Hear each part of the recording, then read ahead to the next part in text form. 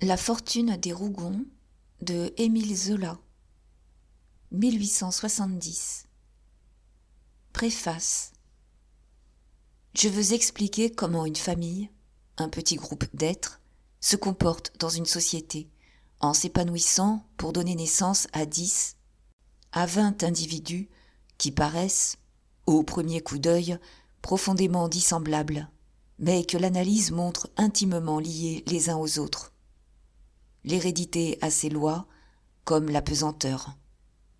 Je tâcherai de trouver et de suivre, en résolvant la double question des tempéraments et des milieux, le fil qui conduit mathématiquement d'un homme à un autre homme. Et quand je tiendrai tous les fils, quand j'aurai entre les mains tout un groupe social, je ferai voir ce groupe à l'œuvre, comme acteur d'une époque historique, je le créerai agissant dans la complexité de ses efforts, j'analyserai à la fois la somme de volonté de chacun de ses membres et la poussée générale de l'ensemble. Les Rougon-Macquart, le groupe, la famille que je me propose d'étudier, a pour caractéristique le débordement des appétits, le large soulèvement de notre âge qui se rue aux jouissances. Physiologiquement, ils sont la lente succession des accidents nerveux et sanguins qui se déclarent dans une race, à la suite d'une première lésion organique, et qui déterminent, selon les milieux, chez chacun des individus de cette race, les sentiments, les désirs, les passions, toutes les manifestations humaines, naturelles et instinctives, dont les produits prennent les noms convenus de vertu et de vice. Historiquement, ils partent du peuple. Ils s'irradient dans toute la société contemporaine, ils montent à toutes les situations par cette impulsion essentiellement moderne que reçoivent les basses classes en marche à travers le corps social, et ils racontent ainsi le Second Empire à l'aide de leurs drames individuels, du guet-apens du coup d'État à la trahison de Sedan. Depuis 3 années, je rassemblais les documents de ce grand ouvrage, et le présent volume était même écrit lorsque la chute des Bonaparte, dont j'avais besoin comme artiste, et que toujours je trouvais fatalement au bout du drame, sans oser l'espérer si prochaine, est venue me donner le dénouement terrible et nécessaire de mon œuvre. Celle-ci est, dès aujourd'hui, complète. Elle s'agite dans un cercle fini. Elle devient le tableau d'un règne mort, d'une étrange époque de folie et de honte. Cette œuvre, qui formera plusieurs épisodes, est donc dans ma pensée. L'histoire naturelle et sociale d'une famille sous le Second Empire. Et le premier épisode, La fortune des Rougons, doit s'appeler de son titre scientifique Les origines. Émile Zola, Paris, le 1er juillet 1871. Chapitre 1. Lorsqu'on sort de Plassans par la porte de Rome, située au sud de la ville, on trouve à droite de la route de Nice, après avoir dépassé les premières maisons du faubourg, un terrain vague désigné dans le pays sous le nom d'aire Saint-Mitre. L'aire Saint-Mitre est un carré long d'une certaine étendue qui s'allonge au ras du trottoir de la route, dont une simple bande d'herbe usée la sépare. D'un côté, à droite, une ruelle qui va se terminer en cul-de-sac, la borde d'une rangée de masures. À gauche et au fond, elle est close par 2 pans de muraille rongés de mousse, au-dessus desquels on aperçoit les branches hautes des mûriers du Jaméfrin, grande propriété qui a son entrée plus bas dans le faubourg. Ainsi fermée de 3 côtés, l'aire est comme une place qui ne conduit nulle part et que les promeneurs seuls traversent. Anciennement, il y avait là un cimetière placé sous la protection de Saint-Mitre, un saint provençal fort honoré dans la contrée. Les vieux de Plassans, en 1851, se souvenaient encore d'avoir vu debout les murs de ce cimetière, qui était resté fermé pendant des années. La terre, que l'on gorgeait de cadavres depuis plus d'1 siècle, suait la mort, et l'on avait dû ouvrir un nouveau champ de sépulture à l'autre bout de la ville. Abandonné, l'ancien cimetière s'était épuré à chaque printemps en se couvrant d'une végétation noire et drue. Ce sol gras, dans lequel les fossoyeurs ne pouvaient plus donner un coup de bêche sans arracher quelques lambeaux humains, eut une fertilité formidable. De la route, après les pluies de mai et les soleils de juin, on apercevait les pointes des herbes qui débordaient les murs. En dedans, c'était une mer d'un vert sombre, profonde, piquée de fleurs larges, d'un éclat singulier. On sentait en dessous, dans l'ombre des tiges pressées, le terreau humide qui bouillait et suintait la sève. Une des curiosités de ce champ était alors des poiriers aux bras tordus, aux nœuds monstrueux, dont pas une ménagère de Plassans n'aurait voulu cueillir les fruits énormes. Dans la ville, on parlait de ces fruits avec des grimaces de dégoût, mais les gamins du faubourg n'avaient pas de ces délicatesses, et ils escaladaient la muraille, par bandes, le soir, au crépuscule, pour aller voler les poires, avant même qu'elles fussent mûres. La vie ardente des herbes et des arbres eut bientôt dévoré toute la mort de l'ancien cimetière Saint-Mitre. La pourriture humaine fut mangée avidement par les fleurs et les fruits, et il arriva qu'on ne sentit plus, en passant le long de ce cloaque, que les senteurs pénétrantes des giroflées sauvages. Ce fut l'affaire de quelques étés. Vers ce temps, la ville songea à tirer parti de ce bien communal qui dormait inutile. On abattit les murs longeant la route et l'impasse. On arracha les herbes et les poiriers. Puis on déménagea le cimetière. Le sol fut fouillé à plusieurs mètres et l'on amoncela dans un coin les ossements que la terre voulut bien rendre. Pendant près d'un mois, les gamins, qui pleuraient les poiriers, jouèrent aux boules avec des crânes. De mauvais plaisants pendirent, une nuit, des fémurs et des tibias à tous les cordons de sonnette de la ville. Ce scandale, dont Plassans garde encore le souvenir, ne cessa que le jour où l'on se décida à aller jeter le tas d'os au fond d'un trou creusé dans le nouveau cimetière. Mais, en province, les travaux se font avec une sage lenteur, et les habitants, durant une grande semaine, virent, de loin en loin, un seul tombereau transportant des débris humains, comme il aurait transporté des plâtras. Le pis était que ce tombereau devait traverser Plassans dans toute sa longueur, et que le mauvais pavé des rues lui faisait semer, à chaque chaos, des fragments d'os et des poignées de terre grasse. Pas la moindre cérémonie religieuse. Un charroi lent et brutal. Jamais ville ne fut plus écœurée. Pendant plusieurs années, le terrain de l'ancien cimetière Saint-Mitre resta un objet d'épouvante. Ouvert à tout venant, sur le bord d'une grande route, il demeura désert, en proie de nouveau aux herbes folles.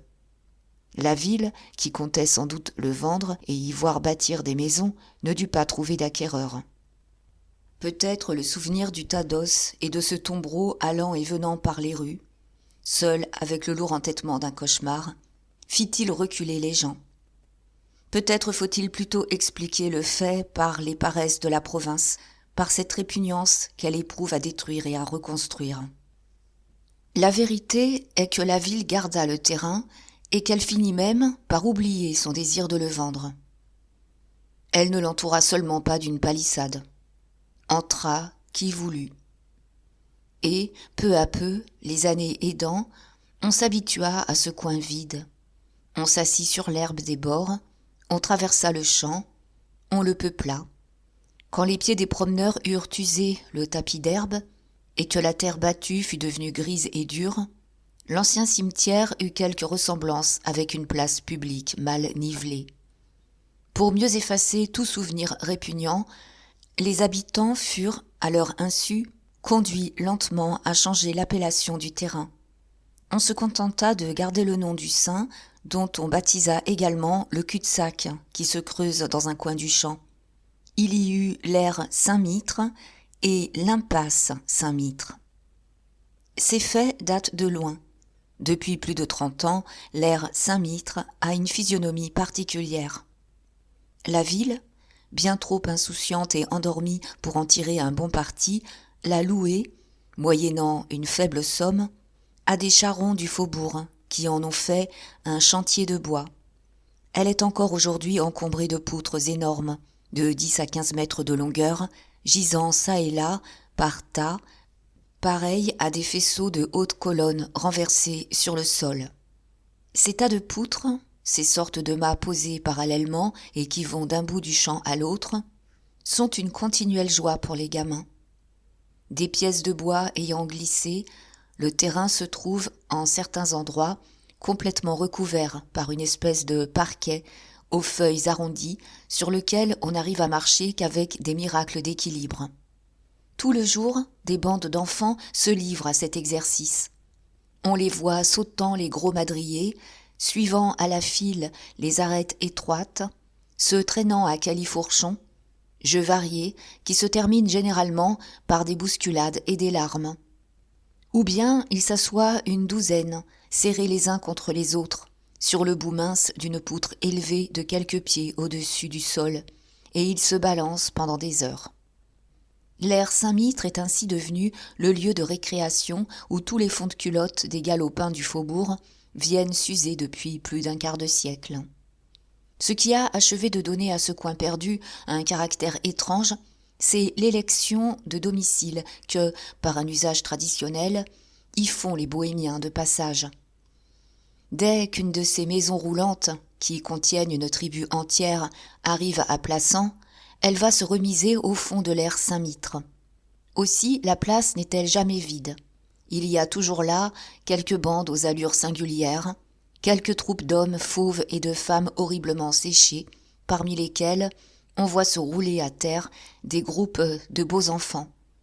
Ce monde vit sans honte, en plein air, devant tous, faisant bouillir leurs marmites, mangeant des choses sans nom, étalant leurs nippes trouées, dormant, se battant, s'embrassant, puant la saleté et la misère. Le champ mort et désert, où les frelons autrefois bourdonnaient seuls autour des fleurs grasses, dans le silence écrasant du soleil, est ainsi devenu un lieu retentissant, qu'emplissent de bruit les querelles des bohémiens et les cris aigus des jeunes vauriens du faubourg. Une scierie, qui débite dans un coin les poutres du chantier, grince, servant de basse sourde et continue aux voix aigres. Cette scierie est toute primitive. La pièce de bois est posée sur 2 tréteaux élevés et 2 scieurs de long, l'un en haut, monté sur la poutre même, l'autre en bas, aveuglé par la sciure qui tombe, imprime à une large et forte lame de scie un continuel mouvement de va-et-vient. Pendant des heures, ces hommes se plient, pareils à des pantins articulés, avec une régularité et une sécheresse de machine.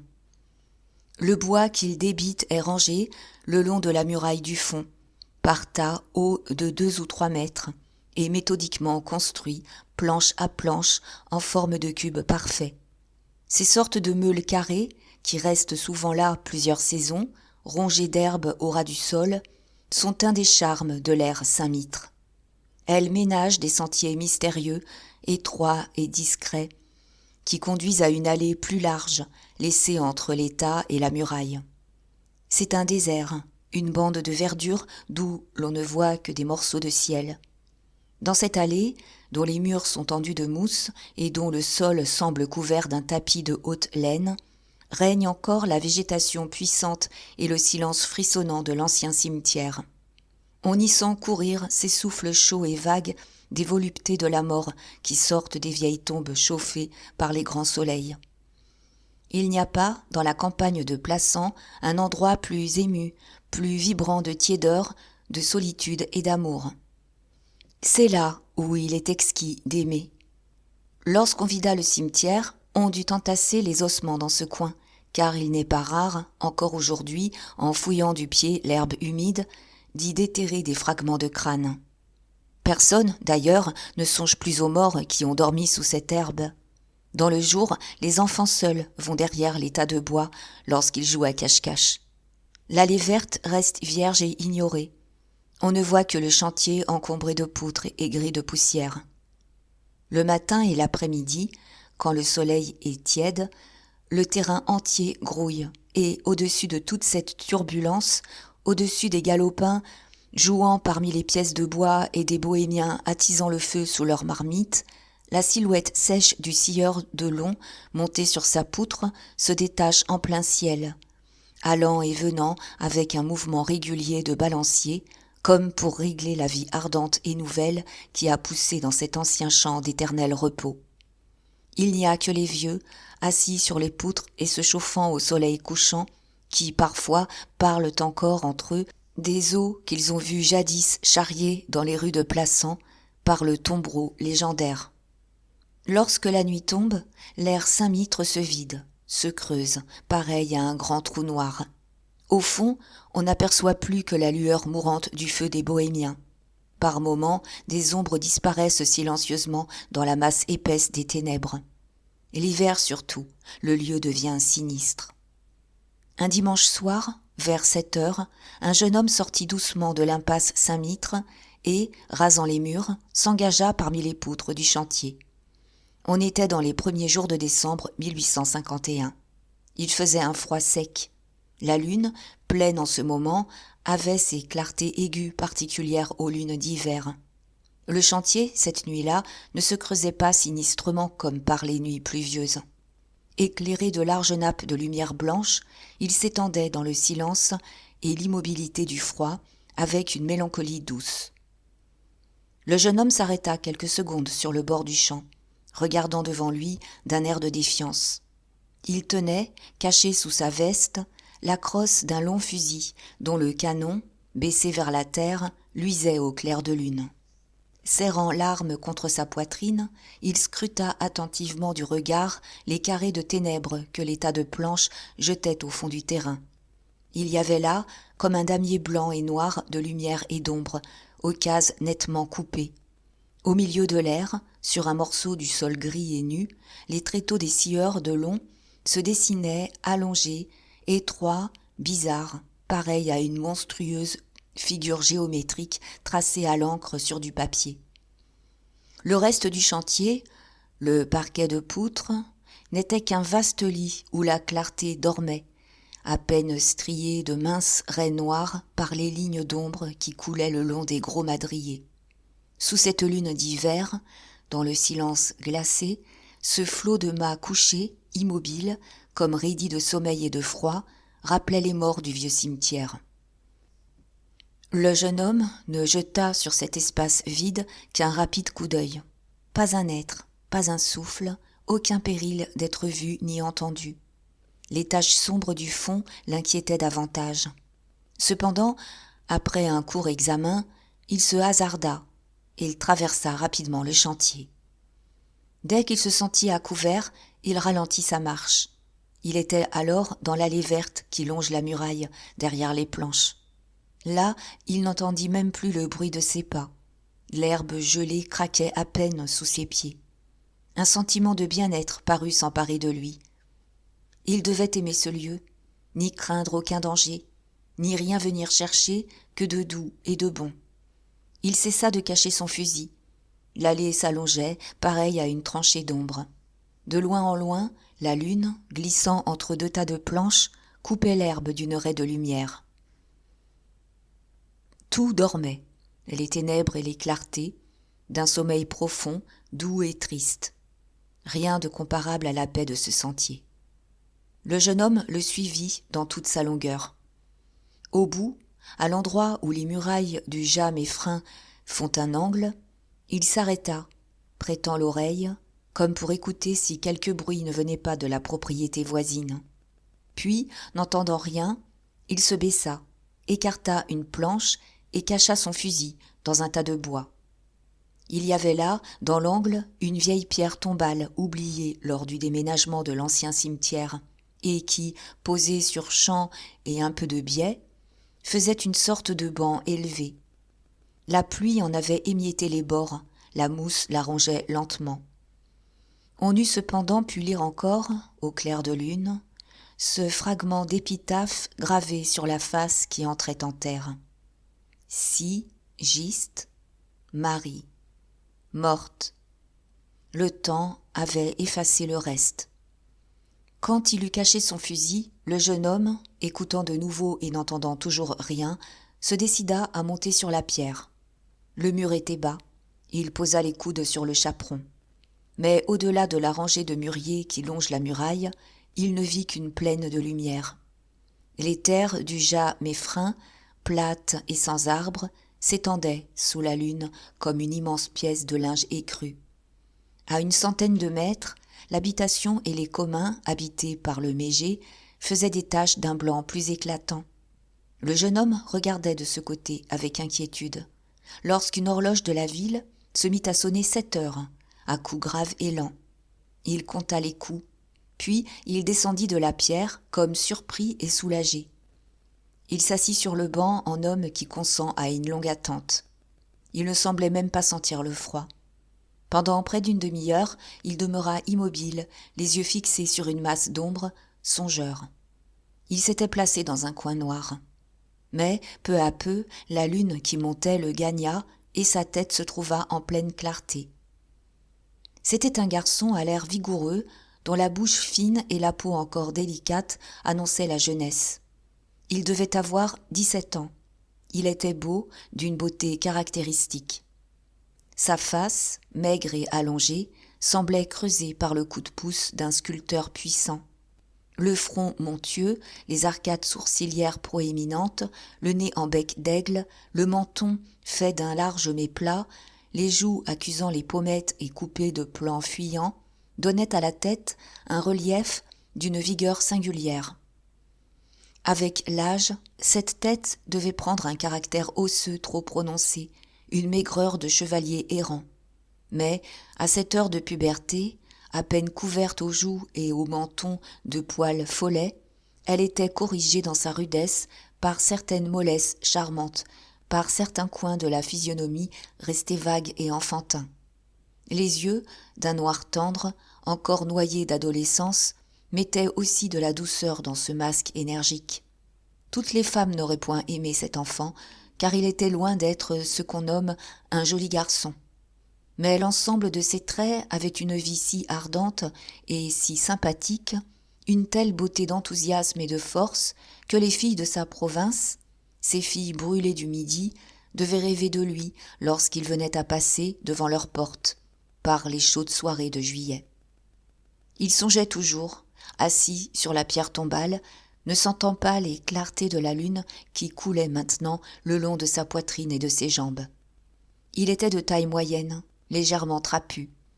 Au bout de ses bras trop développés, des mains d'ouvrier que le temps avait déjà durcies s'emmanchaient solidement. Ses pieds, chaussés de gros souliers lacés, paraissaient forts, carrés du bout.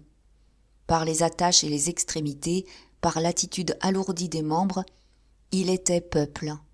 Mais il y avait en lui, dans le redressement du cou et dans les lueurs pensantes des yeux, comme une révolte sourde contre l'abrutissement du métier manuel qui commençait à le courber vers la terre.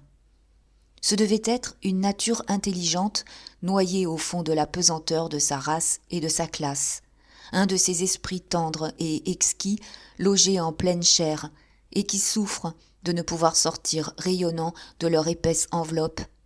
Aussi, dans sa force, paraissait-il timide et inquiet, ayant honte à son insu de se sentir incomplet et de ne savoir comment se compléter.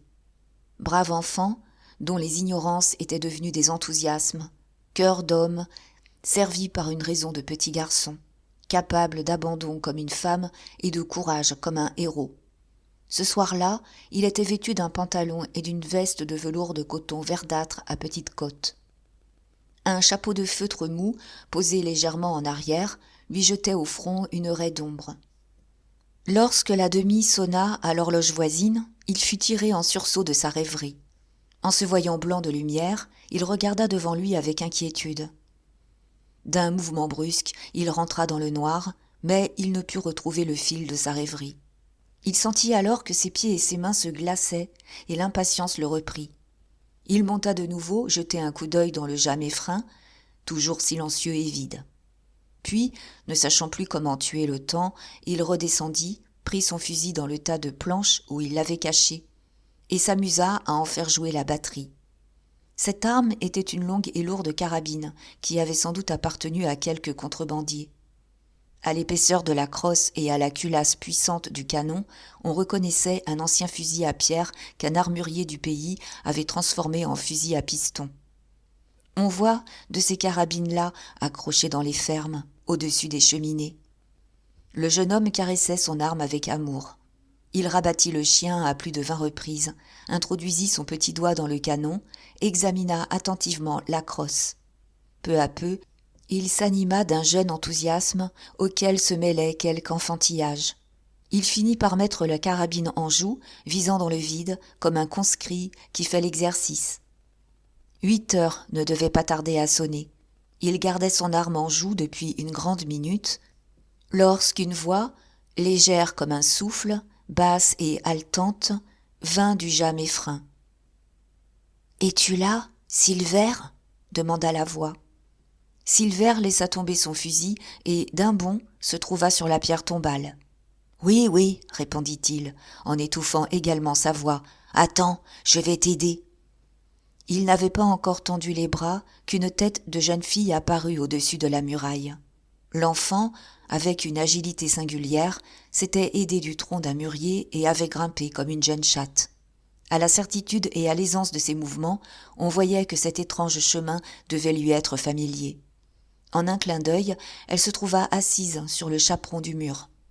Alors, Silver la prit dans ses bras et la posa sur le banc. Mais elle se débattit.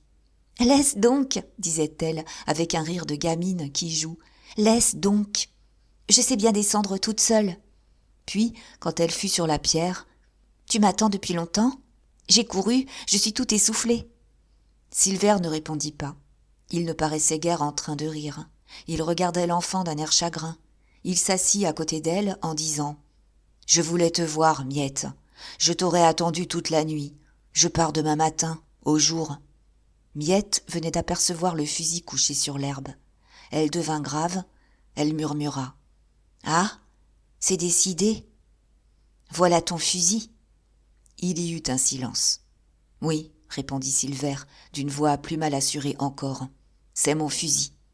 J'ai préféré le sortir ce soir de la maison. Demain matin, tante Dide aurait pu me le voir prendre, et cela l'aurait inquiété. Je vais le cacher. Je viendrai le chercher au moment de partir. » Et, comme Miette semblait ne pouvoir détacher les yeux de cette arme qu'il avait si sottement laissée sur l'herbe, il se leva et la glissa de nouveau dans le tas de planches. « Nous avons appris ce matin, dit-il en se rasseyant, que les insurgés de la Palue et de Saint-Martin-de-Vaux étaient en marche et qu'ils avaient passé la nuit dernière à Alboise.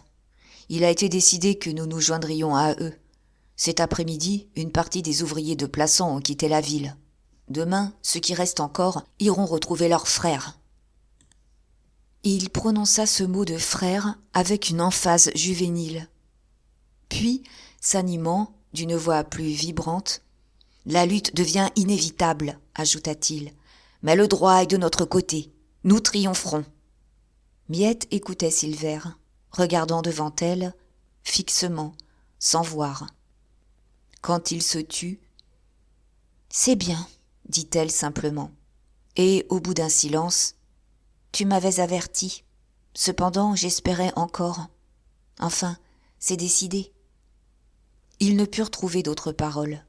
Le coin désert du chantier, la ruelle verte reprit son calme mélancolique. Il n'y eut plus que la lune vivante faisant tourner sur l'herbe l'ombre des tas de planches. Le groupe formé par les deux jeunes gens sur la pierre tombale était devenu immobile et muet dans la clarté pâle.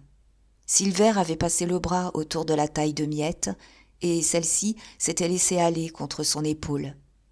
Ils n'échangèrent pas de baisers, rien qu'une étreinte où l'amour avait l'innocence attendrie d'une tendresse fraternelle. Miette était couverte d'une grande mante brune à capuchon qui lui tombait jusqu'aux pieds et l'enveloppait tout entière. On ne voyait que sa tête et ses mains. Les femmes du peuple, les paysannes et les ouvrières portent encore, en Provence, ces larges mantes, que l'on nomme pelisses dans le pays, et dont la mode doit remonter fort loin. En arrivant, Miette avait rejeté le capuchon en arrière. Vivant en plein air, de sang brûlant, elle ne portait jamais de bonnet. Sa tête nue se détachait vigoureusement sur la muraille blanchie par la lune. C'était une enfant, mais une enfant qui devenait femme. Elle se trouvait à cette heure indécise et adorable où la grande fille naît dans la gamine. Il y a alors, chez toute adolescente, une délicatesse de boutons naissants, une hésitation de forme d'un charme exquis. Les lignes pleines et voluptueuses de la puberté s'indiquent dans les innocentes maigreurs de l'enfance. La femme se dégage avec ses premiers embarras pudiques, gardant encore à demi son corps de petite fille et mettant, à son insu, dans chacun de ses traits, l'aveu de son sexe. Pour certaines filles, cette heure est mauvaise. Celles-là croissent brusquement, enlaidissent, deviennent jaunes et frêles comme des plantes hâtives. Pour Miette, pour toutes celles qui sont riches de sang et qui vivent en plein air, c'est une heure de grâce pénétrante qu'elle ne retrouve jamais. Miette avait 13 ans. Bien qu'elle fût forte déjà, on ne lui en eût pas donné davantage, tant sa physionomie riait encore, par moments, d'un rire clair et naïf. D'ailleurs, elle devait être nubile. La femme s'épanouissait rapidement en elle, grâce au climat et à la vie rude qu'elle menait. Elle était presque aussi grande que Silver, grasse et toute frémissante de vie.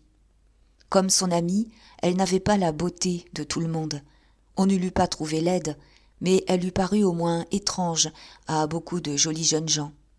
Elle avait des cheveux superbes, plantés rudes et droits sur le front. Ils se rejetaient puissamment en arrière, ainsi qu'une vague jaillissante, puis coulait le long de son crâne et de sa nuque, pareille à une mer crépue, pleine de bouillonnements et de caprices, d'un noir d'encre. Ils étaient si épais qu'elle ne savait qu'en faire. Ils la gênaient. Elle les tordait en plusieurs brins, de la grosseur d'un poignet d'enfant, le plus fortement qu'elle pouvait pour qu'ils tinssent moins de place, puis elle les massait derrière sa tête. Elle n'avait guère le temps de songer à sa coiffure, et il arrivait toujours que ce chignon énorme, fait sans glace et à la hâte, prenait sous ses doigts une grâce puissante.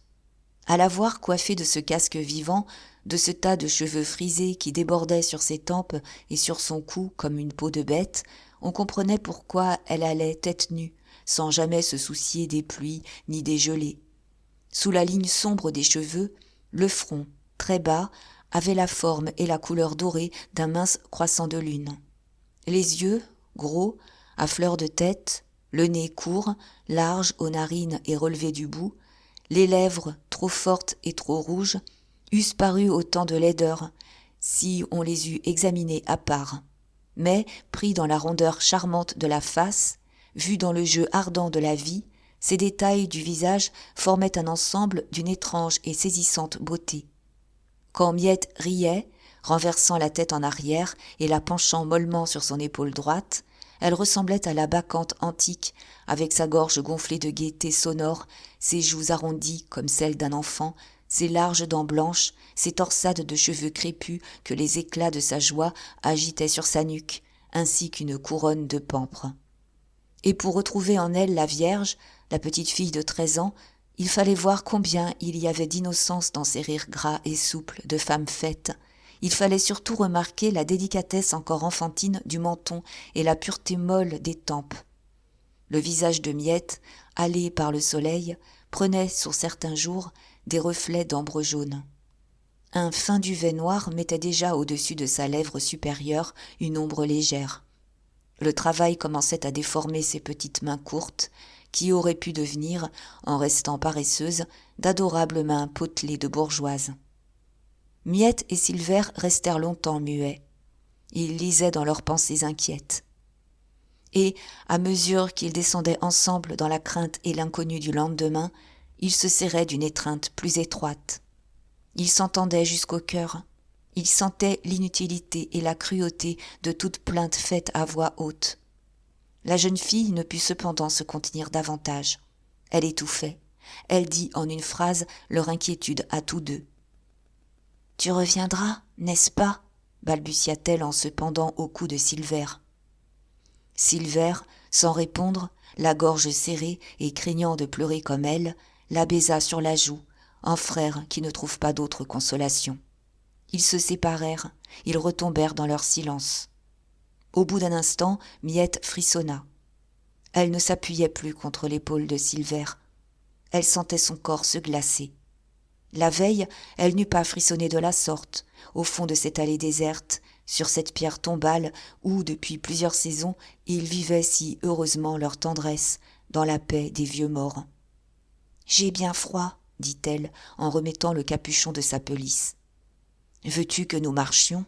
lui demanda le jeune homme. « Il n'est pas 9 heures, nous pouvons faire un bout de promenade sur la route. » Miette pensait qu'elle n'aurait peut-être pas de longtemps la joie d'un rendez-vous, d'une de ces causeries du soir pour lesquelles elle vivait les journées. « Oui, marchons, » répondit-elle vivement. « Allons jusqu'au moulin. Je passerai la nuit, si tu voulais. » Ils quittèrent le banc et se cachèrent dans l'ombre d'un tas de planches. Là, Miette écarta sa pelisse, qui était piquée à petits losanges et doublée d'une indienne rouge sang. Puis elle jeta un pan de ce chaud et large manteau sur les épaules de Silver, l'enveloppant ainsi tout entier, le mettant avec elle, serré contre elle, dans le même vêtement. Ils passèrent mutuellement un bras autour de leur taille pour ne faire qu'un. Quand ils furent ainsi confondus en un seul être, quand ils se trouvèrent enfouis dans les plis de la pelisse au point de perdre toute forme humaine, ils se mirent à marcher à petits pas, se dirigeant vers la route, traversant sans crainte les espaces nus du chantier, blancs de lune. Miette avait enveloppé Silver, et celui-ci s'était prêté à cette opération d'une façon toute naturelle, comme si la pelisse leur eût, chaque soir, rendu le même service. La route de Nice, aux deux côtés de laquelle se trouve bâti le faubourg, était bordée, en 1851, d'ormes séculaires, vieux géants, ruines grandioses et pleines encore de puissance, que la municipalité proprêtre de la ville a remplacé, depuis quelques années, par de petits platanes. Lorsque Silver et Miette se trouvèrent sous les arbres, dont la lune dessinait le long du trottoir les branches monstrueuses, ils rencontrèrent, à 2 ou 3 reprises, des masses noires qui se mouvaient silencieusement au ras des maisons. C'étaient, comme eux, des couples d'amoureux hermétiquement clos dans un pan d'étoffe, promenant au fond de l'ombre leur tendresse discrète. Les amants des villes du Midi ont adopté ce genre de promenade. Les garçons et les filles du peuple, ceux qui doivent se marier un jour et qui ne sont pas fâchés de s'embrasser un peu auparavant, ignorent où se réfugier pour échanger des baisers à l'aise sans trop s'exposer au bavardage. Dans la ville, bien que les parents leur laissent une entière liberté, s'ils louaient une chambre, s'ils se rencontraient seul à seul, ils seraient, le lendemain, le scandale du pays. D'autre part, ils n'ont pas le temps tous les soirs de gagner les solitudes de la campagne. Alors, ils ont pris un moyen terme. Ils battent les faubourgs, les terrains vagues, les allées des routes, tous les endroits où il y a peu de passants et beaucoup de trous noirs. Et, pour plus de prudence, comme tous les habitants se connaissent, ils ont le soin de se rendre méconnaissables en s'enfouissant dans une de ces grandes mantes qui abriteraient une famille entière. Les parents tolèrent ces courses en pleines ténèbres. La morale rigide de la province ne paraît pas s'en alarmer. Il est admis que les amoureux ne s'arrêtent jamais dans les coins ni ne s'assoient au fond des terrains, et cela suffit pour calmer les pudeurs effarouchées. On ne peut guère que s'embrasser en marchant. Parfois, cependant, une fille tourne mal. Les amants se sont assis. Rien de plus charmant, en vérité, que ces promenades d'amour. L'imagination câline et inventive du Midi est là tout entière. C'est une véritable mascarade, fertile en petits bonheurs et à la portée des misérables. L'amoureuse n'a qu'à ouvrir son vêtement, elle a un asile tout prêt pour son amoureux. Elle le cache sur son cœur, dans la tiédeur de ses habits, comme les petites bourgeoises cachent leurs galants sous les lits ou dans les armoires. Le fruit défendu prend ici une saveur particulièrement douce. Il se mange en plein air, au milieu des indifférents, le long des routes. Et ce qu'il y a d'exquis, ce qui donne une volupté pénétrante aux baisers échangés, ce doit être la certitude de pouvoir s'embrasser impunément devant le monde, de rester des soirées en public, au bras l'un de l'autre, sans courir le danger d'être reconnu et montré au doigt. Un couple n'est plus qu'une masse brune, il ressemble à un autre couple. Pour le promeneur attardé, qui voit vaguement ces masses se mouvoir, c'est l'amour qui passe, rien de plus. L'amour sans nom, l'amour qu'on devine et qu'on ignore. Les amants se savent bien cacher. Ils causent à voix basse, ils sont chez eux. Le plus souvent, ils ne disent rien. Ils marchent pendant des heures, au hasard, heureux de se sentir serrés ensemble dans le même bout d'indienne. Cela est très voluptueux et très virginal à la fois. Le climat est le grand coupable. Lui seul a dû d'abord inviter les amants à prendre les coins des faubourgs pour retraite. Par les belles nuits d'été, on ne peut faire le tour de Plassans sans découvrir, dans l'ombre de chaque pan de mur, un couple encapuchonné. Certains endroits, l'aire de Saint-Mitre par exemple, sont peuplés de ces dominos sombres qui se frôlent lentement, sans bruit, au milieu des tiédeurs de la nuit sereine. On dirait les invités d'un bal mystérieux que les étoiles donneraient aux amours des pauvres gens. Quand il fait trop chaud et que les jeunes filles n'ont plus leur pelisse, elles se contentent de retrousser leurs premières jupes. L'hiver, les plus amoureux se moquent des gelées. Tandis qu'ils descendaient la route de Nice, Silver et Miette ne songeaient guère à se plaindre de la froide nuit de décembre. Les jeunes gens traversèrent le faubourg endormi sans échanger une parole. Ils retrouvaient, avec une muette joie, le charme tiède de leur étreinte. Leur cœur était triste. La félicité qu'ils goûtaient à se serrer l'un contre l'autre avait l'émotion douloureuse d'un adieu, et il leur semblait qu'ils n'épuiseraient jamais la douceur et l'amertume de ce silence qui berçait lentement leur marche. Bientôt, les maisons devinrent plus rares. Ils arrivèrent à l'extrémité du faubourg. Là s'ouvre le portail du Jas Meffrin, deux forts piliers reliés par une grille, qui laisse voir, entre ses barreaux, une longue allée de mûriers. En passant, Silver et Miette jetèrent instinctivement un regard dans la propriété.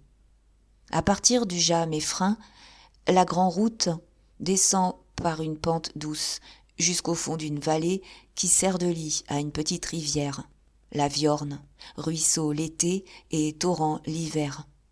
Les deux rangées d'ormes continuaient à cette époque et faisaient de la route une magnifique avenue coupant la côte, plantée de blé et de vignes maigres, d'un large ruban d'arbres gigantesques.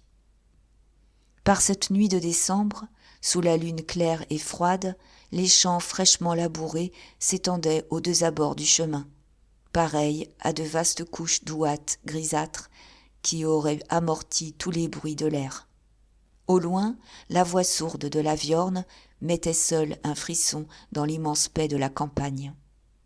Quand les jeunes gens eurent commencé à descendre l'avenue, la pensée de Miette retourna au Jas Meffrin, qu'ils venaient de laisser derrière eux. « J'ai eu grand-peine à m'échapper ce soir, dit-elle. Mon oncle ne se décidait pas à me congédier. Il s'était enfermé dans un cellier et je crois qu'il y enterrait son argent, car il a paru très effrayé ce matin des événements qui se préparent. » Silver eut une étreinte plus douce. « Va, répondit-il, sois courageuse. Il viendra un temps où nous nous verrons librement toute la journée. Il ne faut pas se chagriner. »« Oh !» reprit la jeune fille en secouant la tête. « Tu as de l'espérance, toi. Il y a des jours où je suis bien triste. Ce ne sont pas les gros travaux qui me désolent. Au contraire, je suis souvent heureuse des duretés de mon oncle et des besognes qu'il m'impose. Il a eu raison de faire de moi une paysanne. J'aurais peut-être mal tourné. Car, vois-tu, Silver, il y a des moments où je me crois maudite. Alors, je voudrais être morte. Je pense à celui que tu sais. » En prononçant ces dernières paroles, la voix de l'enfant se brisa dans un sanglot. Silver l'interrompit d'un ton presque rude. « Tais-toi, dit-il. Tu m'avais promis de moins songer à cela. Ce n'est pas ton crime. » Puis il ajouta d'un accent plus doux. « Nous nous aimons bien, n'est-ce pas ? Quand nous serons mariés, tu n'auras plus de mauvaises heures. »« Je sais, murmura Miette. Tu es bon, tu me tends la main. Mais que veux-tu ?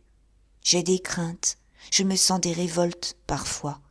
Il me semble qu'on m'a fait tort et alors j'ai des envies d'être méchante. Je t'ouvre mon cœur à toi. Chaque fois qu'on me jette le nom de mon père au visage, j'éprouve une brûlure par tout le corps. Quand je passe et que les gamins crient « Hé, la Chantegreil !» cela me met hors de moi. Je voudrais les tenir pour les battre. Et, après un silence farouche, elle reprit. « Tu es un homme, toi. tu vas tirer des coups de fusil. Tu es bien heureux. » Silver l'avait laissé parler. Au bout de quelques pas, il dit d'une voix triste. « Tu as tort, Miette. Ta colère est mauvaise. Il ne faut pas se révolter contre la justice. Moi, je vais me battre pour notre droit à tous. Je n'ai aucune vengeance à satisfaire. »« N'importe, » continua la jeune fille. « Je voudrais être un homme et tirer des coups de fusil. Il me semble que cela me ferait du bien. » Et, comme Silver gardait le silence, elle vit qu'elle l'avait mécontenté. Toute sa fièvre tomba. Elle balbutia d'une voix suppliante. « Tu ne m'en veux pas ? C'est ton départ qui me chagrine et qui me jette à ces idées-là. Je sais bien que tu as raison, que je dois être humble. » Elle se mit à pleurer. Silver, ému, prit ses mains qu'il baisa. « Voyons, dit-il tendrement, tu vas de la colère aux larmes comme une enfant. Il faut être raisonnable. Je ne te gronde pas. Je voudrais simplement te voir plus heureuse, et cela dépend beaucoup de toi. » Le drame dont Miette venait d'évoquer si douloureusement le souvenir laissa les amoureux tout attristés pendant quelques minutes. Ils continuèrent à marcher, la tête basse, troublés par leurs pensées. Au bout d'un instant, « Me crois-tu beaucoup plus heureux que toi ?» demanda Silver, revenant malgré lui à la conversation. « Si ma grand-mère ne m'avait pas recueilli et élevé, que serais-je devenu ? À part l'oncle Antoine, qui est ouvrier comme moi et qui m'a appris à aimer la République, tous mes autres parents ont l'air de craindre que je ne les salisse quand je passe à côté d'eux. » Il s'animait en parlant. Il s'était arrêté, retenant Miette au milieu de la route. « Dieu m'est témoin, continua-t-il, que je n'envie et que je ne déteste personne. Mais, si nous triomphons, il faudra que je leur dise leurs faits, à ces beaux messieurs. C'est l'oncle Antoine qui en sait long là-dessus. Tu verras à notre retour, nous vivrons tous libres et heureux. » Miette l'entraîna doucement, ils se remirent à marcher. « Tu l'aimes bien, ta République ?» dit l'enfant en essayant de plaisanter. « M'aimes-tu autant qu'elle ?» Elle riait, mais il y avait quelque amertume au fond de son rire. Peut-être se disait-elle que Silver la quittait bien facilement pour courir les campagnes. Le jeune homme répondit d'un ton grave. « Toi, tu es ma femme. Je t'ai donné tout mon cœur. J'aime la République, vois-tu, parce que je t'aime. Quand nous serons mariés, il nous faudra beaucoup de bonheur, et c'est pour une part de ce bonheur que je m'éloignerai demain matin. Tu ne me conseilles pas de rester chez moi ? » « Oh non !» s'écria vivement la jeune fille. « Un homme doit être fort. C'est beau, le courage. Il faut me pardonner d'être jalouse. Je voudrais bien être aussi forte que toi. Tu m'aimerais encore davantage, n'est-ce pas ?» Elle garda un instant le silence, puis elle ajouta avec une vivacité et une naïveté charmantes. « Ah, comme je t'embrasserai volontiers quand tu reviendras !» Ce cri d'un cœur aimant et courageux toucha profondément Silver. Il prit Miette entre ses bras et lui mit plusieurs baisers sur les joues. L'enfant se défendit un peu en riant, et elle avait des larmes d'émotion plein les yeux. Autour des amoureux, la campagne continuait à dormir, dans l'immense paix du froid. Ils étaient arrivés au milieu de la côte. Là, à gauche, se trouvait un monticule assez élevé, au sommet duquel la lune blanchissait les ruines d'un moulin à vent. La tour seule restait, tout écroulée d'un côté. C'était le but que les jeunes gens avaient assigné à leur promenade. Depuis le faubourg, ils allaient devant eux sans donner un seul coup d'œil aux champs qu'ils traversaient. Quand il eut baisé Miette sur les joues, Silver leva la tête. Il aperçut le moulin. « Comme nous avons marché, s'écria-t-il. Voici le moulin. Il doit être près de 9h30. Il faut rentrer. » Miette fit la moue. « Marchons encore un peu, implora-t-elle. Quelques pas seulement, jusqu'à la petite traverse. Vrai, rien que jusque-là. » Silver la reprit à la taille, en souriant. Ils se mirent de nouveau à descendre la côte. Ils ne craignaient plus les regards des curieux. Depuis les dernières maisons, ils n'avaient pas rencontré âme qui vive. Ils n'en restèrent pas moins enveloppés dans la grande pelisse. Cette pelisse, ce vêtement commun, était comme le nid naturel de leurs amours. Elle les avait cachés pendant tant de soirées heureuses. S'ils s'étaient promenés côte à côte, ils se seraient crus tout petits et tout isolés dans la vaste campagne. Cela les rassurait, les grandissait, de ne former qu'un être. Ils regardaient, à travers les plis de la pelisse, les champs qui s'étendaient aux deux bords de la route, sans éprouver cet écrasement que les larges horizons indifférents font peser sur les tendresses humaines. Il leur semblait qu'ils avaient emporté leur maison avec eux, jouissant de la campagne comme on en jouit par une fenêtre, aimant ces solitudes calmes, ces nappes de lumière dormante, ces bouts de nature, vagues sous le linceul de l'hiver et de la nuit. Cette vallée entière qui, en les charmant, n'était cependant pas assez forte pour se mettre entre leurs deux cœurs serrés l'un contre l'autre. D'ailleurs, ils avaient cessé toute conversation suivie. Ils ne parlaient plus des autres, ils ne parlaient même plus d'eux-mêmes.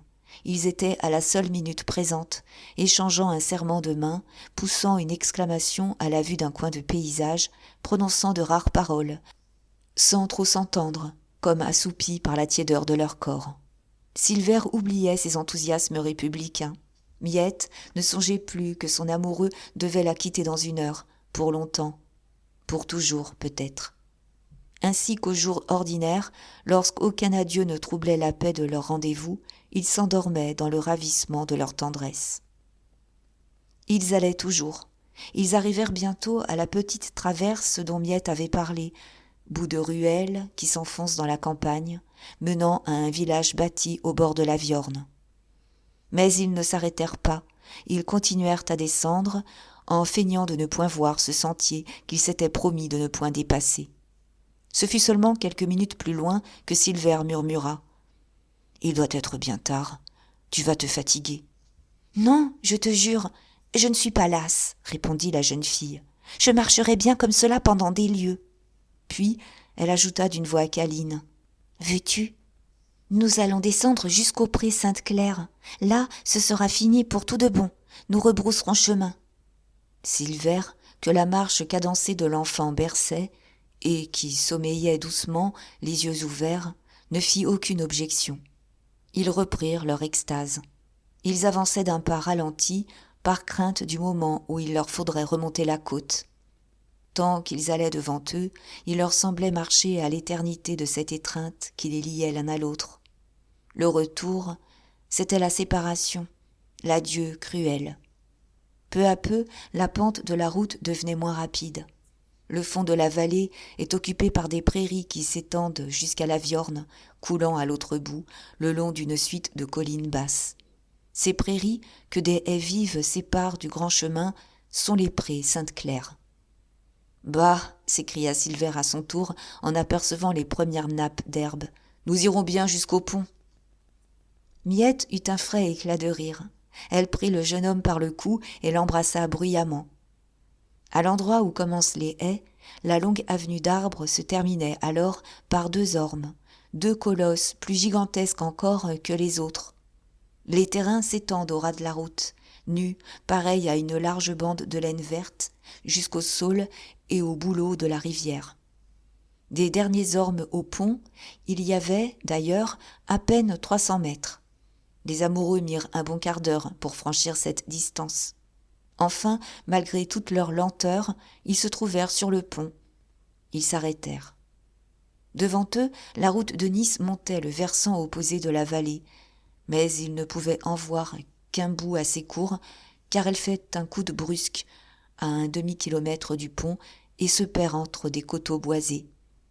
En se retournant, ils aperçurent l'autre bout de la route, celui qu'ils venaient de parcourir, et qui va en ligne droite de Plassans à la Viorne. Sous ce beau clair de lune d'hiver, on eût dit un long ruban d'argent que les rangées d'ormes bordaient de deux liserés sombres. À droite et à gauche, les terres labourées de la côte faisaient de larges mers grises et vagues, coupées par ce ruban, par cette route blanche de gelée d'un éclat métallique. Tout en haut brillaient, au ras de l'horizon, pareilles à des étincelles vives, quelques fenêtres encore éclairées du faubourg. Miette et Silver, pas à pas, s'étaient éloignés d'une grande lieue. Ils jetèrent un regard sur le chemin parcouru, frappés d'une muette admiration par cet immense amphithéâtre qui montait jusqu'au bord du ciel et sur lequel des nappes de clarté bleuâtre coulaient comme sur les degrés d'une cascade géante. Ce décor étrange, cette apothéose colossale se dressait dans une immobilité et dans un silence de mort. Rien n'était d'une plus souveraine grandeur. Puis les jeunes gens, qui venaient de s'appuyer contre un parapet du pont, regardèrent à leurs pieds. La Viorne, grossie par les pluies, passait au-dessous d'eux, avec des bruits sourds et continus. En amont et en aval, au milieu des ténèbres amassées dans les creux, ils distinguaient les lignes noires des arbres poussés sur les rives. Çà et là, un rayon de lune glissait, mettant sur l'eau une traînée d'étain fondu qui luisait et s'agitait, comme un reflet de jour sur les écailles d'une bête vivante. Ces lueurs couraient avec un charme mystérieux le long de la coulée grisâtre du torrent, entre les fantômes vagues des feuillages. On eût dit une vallée enchantée, une merveilleuse retraite où vivait d'une vie étrange tout un peuple d'ombre et de clarté. Les amoureux connaissaient bien ce bout de rivière. Par les chaudes nuits de juillet, ils étaient souvent descendus là pour trouver quelque fraîcheur. Ils avaient passé de longues heures cachés dans les bouquets de saules, sur la rive droite, à l'endroit où les prés Sainte-Claire déroulent leurs tapis de gazon jusqu'au bord de l'eau. Ils se souvenaient des moindres plis de la rive, des pierres sur lesquelles il fallait sauter pour enjamber la Viorne, alors mince comme un fil, de certains trous d'herbe dans lesquels ils avaient rêvé leurs rêves de tendresse. Aussi, Miette, du haut du pont, contemplait-elle d'un regard d'envie la rive droite du torrent.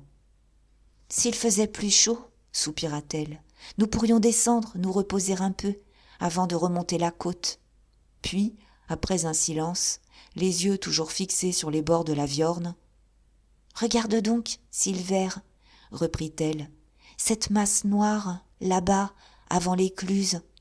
Te rappelles-tu? C'est la broussaille dans laquelle nous nous sommes assis à la fête-Dieu dernière. » « Oui, c'est la broussaille, » répondit Silver à voix basse. C'était là qu'ils avaient osé se baiser sur les joues. Ce souvenir que l'enfant venait d'évoquer leur causa à tous deux une sensation délicieuse, émotion dans laquelle se mêlaient les joies de la veille et les espoirs du lendemain.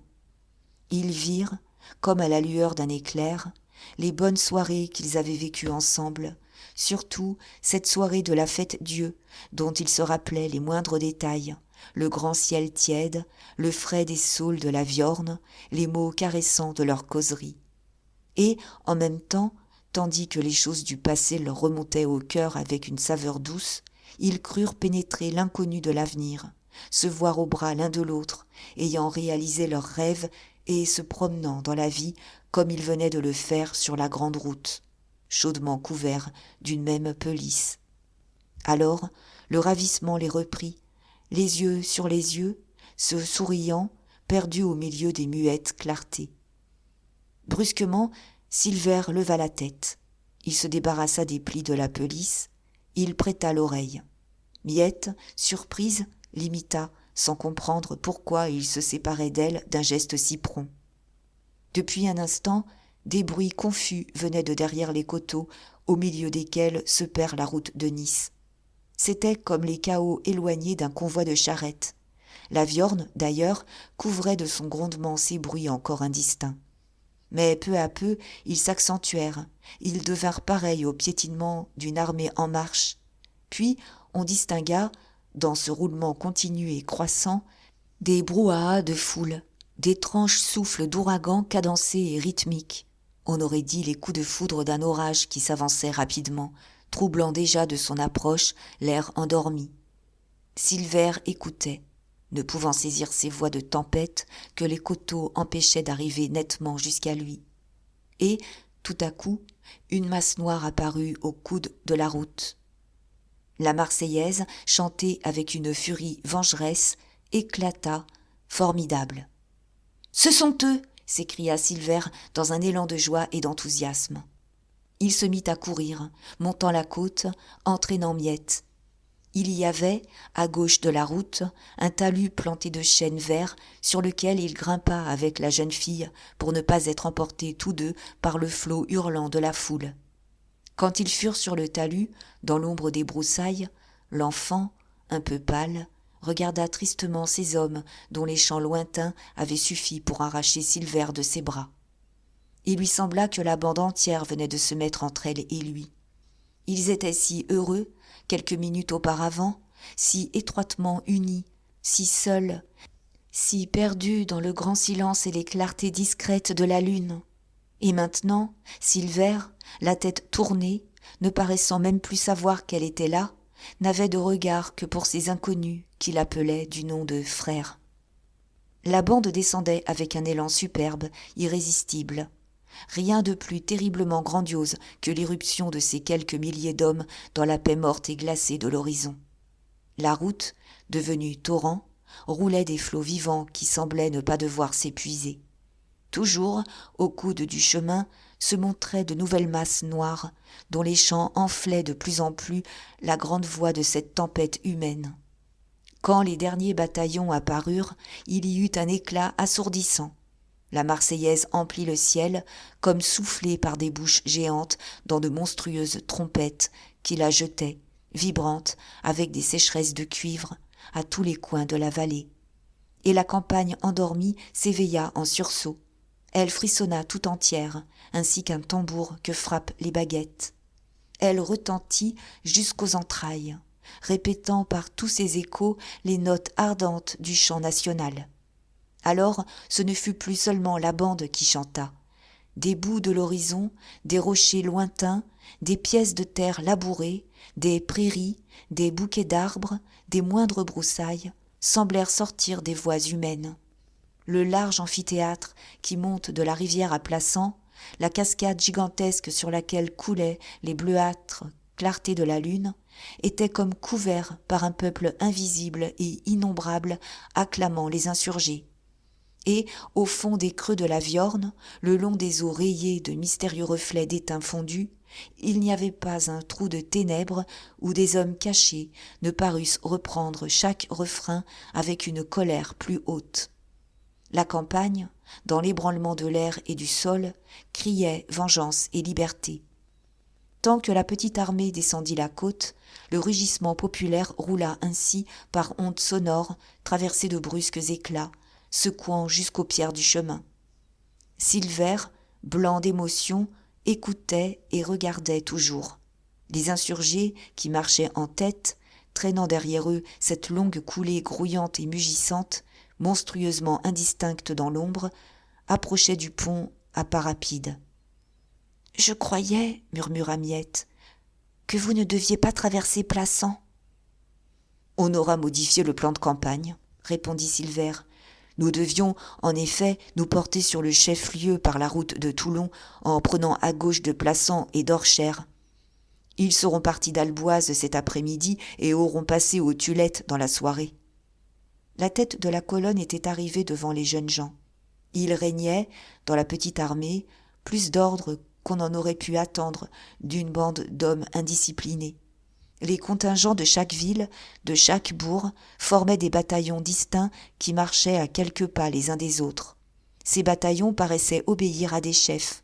D'ailleurs, l'élan qui les précipitait en ce moment sur la pente de la côte en faisait une masse compacte, solide, d'une puissance invincible. Il pouvait y avoir là environ 3000 hommes unis et emportés d'un bloc par un vent de colère. On distinguait mal, dans l'ombre que les hauts talus jetaient le long de la route, les détails étranges de cette scène. Mais, à 5 ou 6 pas de la broussaille où s'étaient abrités Miette et Silver, le talus de gauche s'abaissait pour laisser passer un petit chemin qui suivait la Viorne, et la lune, glissant par cette trouée, rayait la route d'une large bande lumineuse. Quand les premiers insurgés entrèrent dans ce rayon, ils se trouvèrent subitement éclairés d'une clarté dont les blancheurs aiguës découpaient avec une netteté singulière les moindres arêtes des visages et des costumes. À mesure que les contingents défilèrent, les jeunes gens les virent ainsi, en face d'eux.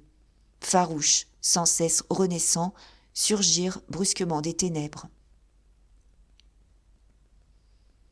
Aux premiers hommes qui entrèrent dans la clarté, Miette, d'un mouvement instinctif, se serra contre Silver, bien qu'elle se sentît en sûreté à l'abri même des regards. Elle passa le bras au cou du jeune homme, appuya la tête contre son épaule. Le visage encadré par le capuchon de la pelisse, pâle, elle se tint debout, les yeux fixés sur ce carré de lumière que traversaient rapidement de si étranges faces transfigurées par l'enthousiasme, la bouche ouverte et noire, toute pleine du cri vengeur de la Marseillaise. Silver, qu'elle sentait frémir à son côté, se pencha alors à son oreille et lui nomma les divers contingents à mesure qu'ils se présentaient. La colonne marchait sur un rang de 8 hommes. En tête venaient de grands gaillards, aux têtes carrées, qui paraissaient avoir une force herculéenne et une foi naïve de géants.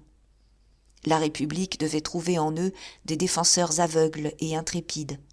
Ils portaient sur l'épaule de grandes haches dont le tranchant, fraîchement aiguisé, luisait au clair de lune. « Les bûcherons des forêts de la Seille, » dit Silver. « On en a fait un corps de sapeurs. Sur un signe de leur chef, ces hommes iraient jusqu'à Paris, enfonçant les portes des villes à coups de cognée, comme ils abattent les vieux chênes-lièges de la montagne. » Le jeune homme parlait orgueilleusement des gros poings de ses frères. Il continua, en voyant arriver, derrière les bûcherons, une bande d'ouvriers et d'hommes aux barbes rudes, brûlés par le soleil. Le contingent de la Palue, c'est le premier bourg qui s'est mis en insurrection. Les hommes en blouse sont des ouvriers qui travaillent les chênes-lièges. Les autres, les hommes aux vestes de velours, doivent être des chasseurs et des charbonniers vivant dans les gorges de la Seille. Les chasseurs ont connu ton père, Miette. Ils ont de bonnes armes qu'ils manient avec adresse. Ah, si tous étaient armés de la sorte. Les fusils manquent. Vois, les ouvriers n'ont que des bâtons. » Miette regardait, écoutait, muette.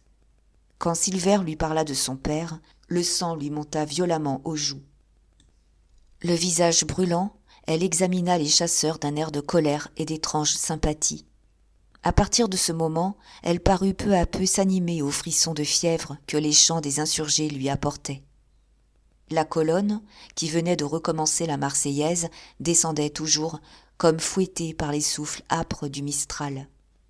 Aux gens de la Palue avait succédé une autre troupe d'ouvriers, parmi lesquels on apercevait un assez grand nombre de bourgeois en paletot.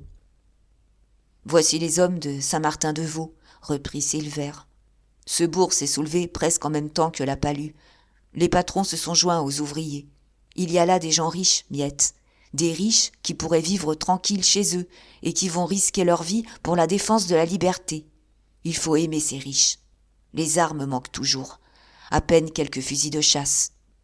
Tu vois, Miette, ces hommes qui ont au coude gauche un brassard d'étoffe rouge, ce sont les chefs. » Mais Silver s'attardait. Les contingents descendaient la côte, plus rapides que ses paroles. Il parlait encore des gens de Saint-Martin-de-Vaux que 2 bataillons avaient déjà traversé l'arrêt de clarté qui blanchissait la route. « Tu as vu ?» demanda-t-il. « Les insurgés d'Alboise et des Tulettes viennent de passer. J'ai reconnu Burgat, le forgeron. Ils se seront joints à la bande aujourd'hui même. Comme ils courent !» Miette se penchait maintenant pour suivre plus longtemps du regard les petites troupes que lui désignait le jeune homme. Le frisson qui s'emparait d'elle lui montait dans la poitrine et la prenait à la gorge. À ce moment parut un bataillon plus nombreux et plus discipliné que les autres. Les insurgés qui en faisaient partie, presque tous vêtus de blouses bleues, avaient la taille serrée d'une ceinture rouge. On les eût dit pourvus d'un uniforme. Au milieu d'eux marchait un homme à cheval, ayant un sabre au côté. Le plus grand nombre de ces soldats improvisés avaient des fusils, des carabines ou d'anciens mousquets de la garde nationale. « Je ne connais pas cela, » dit Silver. « L'homme à cheval doit être le chef dont on m'a parlé. Il a amené avec lui les contingents de Faverolles et des villages voisins. Il faudrait que toute la colonne fût équipée de la sorte. » Il n'eut pas le temps de reprendre haleine. « Ah, voici les campagnes !» cria-t-il. Derrière les gens de Faverolles s'avançaient de petits groupes composés chacun de 10 à 20 hommes au plus. Tous portaient la veste courte des paysans du Midi. Ils brandissaient en chantant des fourches et des faux. Quelques-uns même n'avaient que de larges pelles de terrassiers. Chaque hameau avait envoyé ses hommes valides. Silver, qui reconnaissait les groupes à leur chef, les énuméra d'une voix fiévreuse. Le contingent de Chavanoz, dit-il. Il n'y a que 8 hommes, mais ils sont solides. L'oncle Antoine les connaît. Voici Nazaire, voici Poujol, tous y sont, pas un n'a manqué à l'appel. Valqueyras, tiens, monsieur le curé est de la partie. On m'a parlé de lui, c'est un bon républicain. Il se grisait. Maintenant que chaque bataillon ne comptait plus que quelques insurgés, il lui fallait les nommer à la hâte. Et cette précipitation lui donnait un air fou. « Ah, Miette, continua-t-il, le beau défilé. Rozan, Vernoux, Corbière, et il y en a encore, tu vas voir. Ils n'ont que défaut, ceux-là, mais ils faucheront la troupe aussi rase que l'herbe de leur pré. Sainte-Trope, Mazet, les Gardes, Marzanne, tout le versant nord de la Seille. Va, nous serons vainqueurs. Le pays entier est avec nous. Regarde les bras de ces hommes, ils sont durs et noirs comme du fer. Ça ne finit pas. Voici Pruinas, les Roches Noires. Ce sont des contrebandiers, ces derniers. Ils ont des carabines. Encore des faux et des fourches. Les contingents des campagnes continuent. Castel-le-Vieux, Sainte-Anne, Graille, Estourmel, Mur-d'Aran.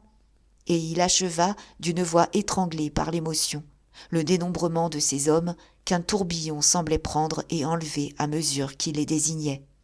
La taille grandie, le visage en feu, il montrait les contingents d'un geste nerveux. Miette suivait ce geste. Elle se sentait attirée vers le bas de la route, comme par les profondeurs d'un précipice. Pour ne pas glisser le long du talus, elle se retenait au cou du jeune homme. Une ivresse singulière montait de cette foule grisée de bruit, de courage et de foi. Ces êtres entrevus dans un rayon de lune, ces adolescents, ces hommes mûrs, ces vieillards brandissant des armes étranges, vêtus des costumes les plus divers, depuis le sarrau du manœuvre jusqu'à la redingote du bourgeois, cette file interminable de têtes, dont l'heure et la circonstance faisaient des masques inoubliables d'énergie et de ravissement fanatique, prenait à la longue, devant les yeux de la jeune fille, une impétuosité vertigineuse de torrent. À certains moments, il lui semblait qu'ils ne marchaient plus, qu'ils étaient charriés par la Marseillaise elle-même, par ce chant rauque aux sonorités formidables. Elle ne pouvait distinguer les paroles, elle n'entendait qu'un grondement continu, allant de notes sourdes à des notes vibrantes, aiguës comme des pointes qu'on aurait, par saccades, enfoncées dans sa chair. Ce rugissement de la révolte, cet appel à la lutte et à la mort, avec ses secousses de colère, ses désirs brûlants de liberté, son étonnant mélange de massacre et d'élan sublime, en la frappant au cœur, sans relâche, et plus profondément à chaque brutalité du rythme, lui causait une de ces angoisses voluptueuses de vierge martyre, se redressant et souriant sous le fouet. Et toujours, roulée dans le flot sonore, la foule coulait. Le défilé, qui dura à peine quelques minutes, parut aux jeunes gens ne devoir jamais finir. Certes, Miette était une enfant. Elle avait pâli à l'approche de la bande, elle avait pleuré ses tendresses envolées, mais elle était une enfant de courage, une nature ardente que l'enthousiasme exaltait aisément. Aussi, l'émotion qui l'avait peu à peu gagnée la secouait-elle maintenant tout entière. Elle devenait un garçon. Volontiers, elle eût pris une arme et suivi les insurgés. Ses dents blanches, à mesure que défilaient les fusils et les faux, se montraient plus longues et plus aiguës, entre ses lèvres rouges, pareilles au croc d'un jeune loup qui aurait des envies de mordre. Et, lorsqu'elle entendit Silver dénombrer d'une voix de plus en plus pressée les contingents des campagnes, il lui sembla que l'élan de la colonne s'accélérait encore à chaque parole du jeune homme. Bientôt, ce fut un emportement, une poussière d'hommes balayée par une tempête. Tout se mit à tourner devant elle. Elle ferma les yeux. De grosses larmes chaudes coulaient sur ses joues. Silver avait, lui aussi, des pleurs au bord des cils.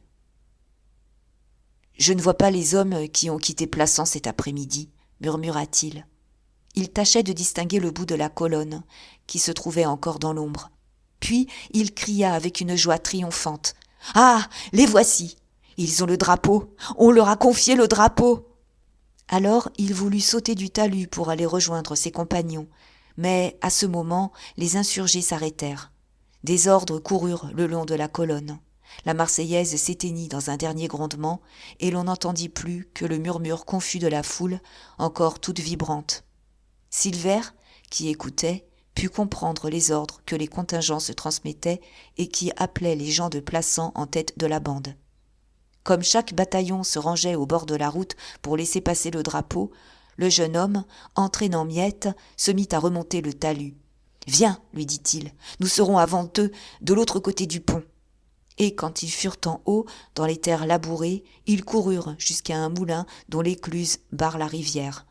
Là, ils traversèrent la Viorne sur une planche que les meuniers y ont jetée. Puis, ils coupèrent en biais les prés Sainte-Claire, toujours se tenant par la main, toujours courant, sans échanger une parole.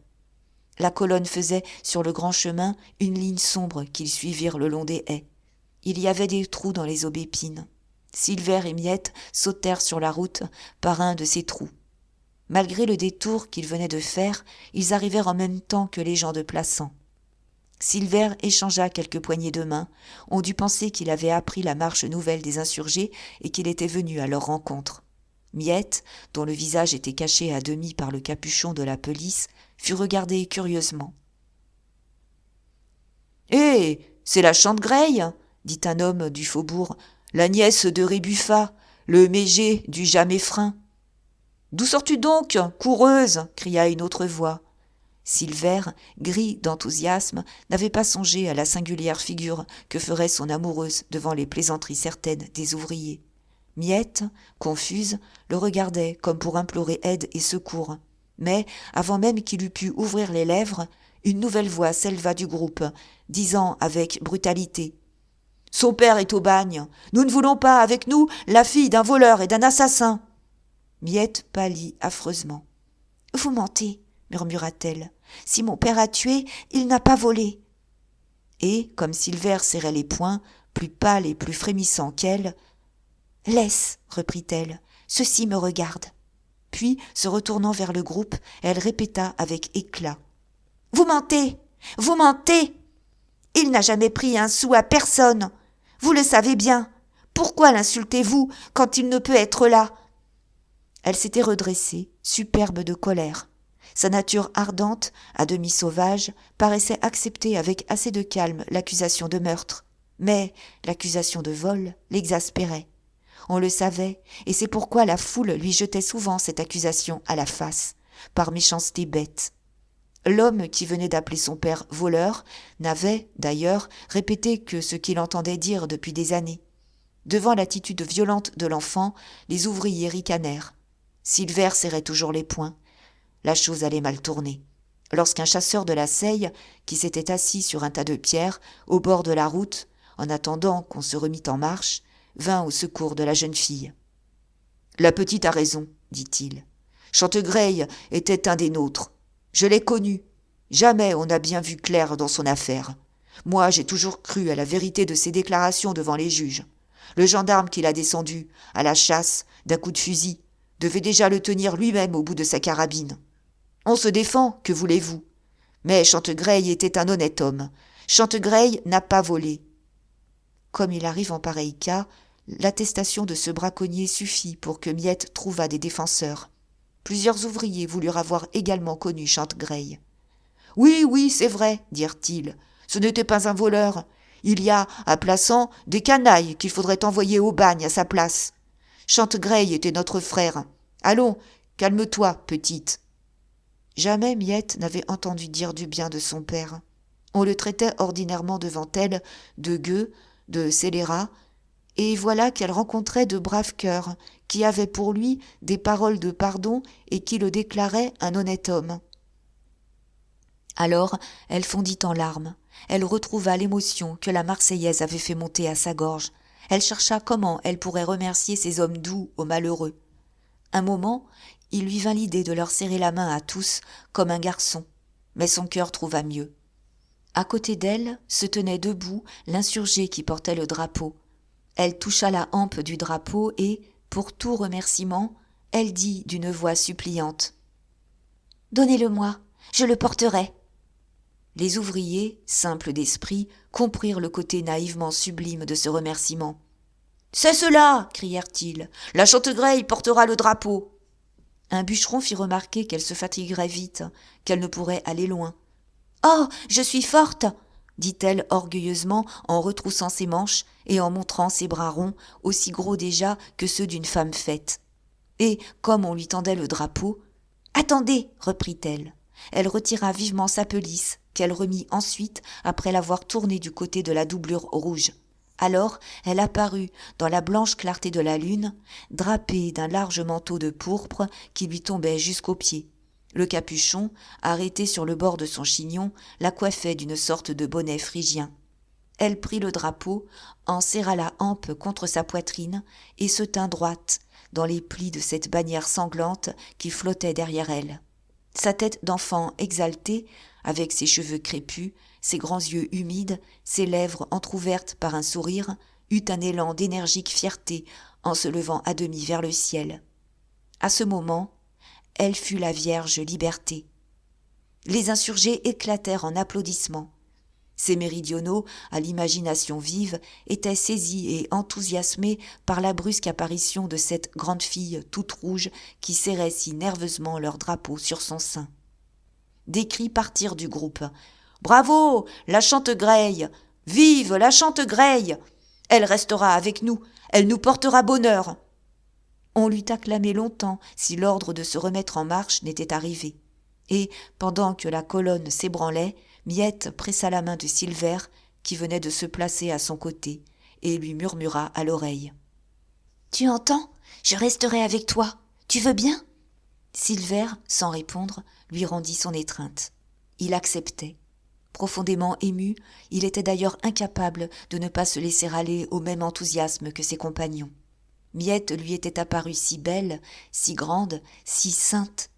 Pendant toute la montée de la côte, il la revit devant lui, rayonnante, dans une gloire empourprée. Maintenant, il la confondait avec son autre maîtresse adorée, la République.